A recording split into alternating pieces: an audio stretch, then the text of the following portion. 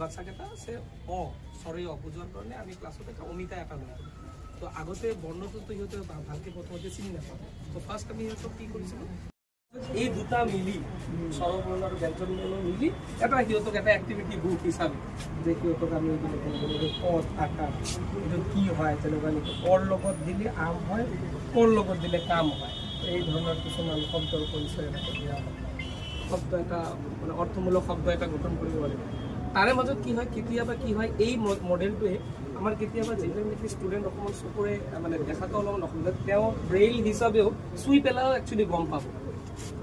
আছে নেকি, মানে নৰ্মেল ষ্টুডেণ্ট অলছো আৰু যিবিলাক নেকি ব্ৰেইল ষ্টুডেণ্ট থাকে তেওঁলোকে ইউজ কৰিব। ছাৰ আমি ব্যঞ্জন বৰ্ণখিনি ক্লিয়াৰ ইহঁতৰ কনচেপ্ট দিয়াৰ পিছত আমি ক সৈতে ইহঁতে অলৰেডি জানে, ক যক ৰ হ'লে এনেকুৱা কিছুমান আৰু ইয়াৰ এই যুক্ত আখৰৰ লগত ইহঁতে এনেকুৱা শব্দবিলাক চিনিব পৰাটো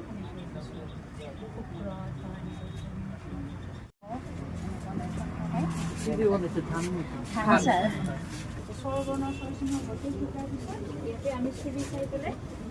ইয়াৰ পৰা ঘৰটোৰ পৰা বৰ্ণ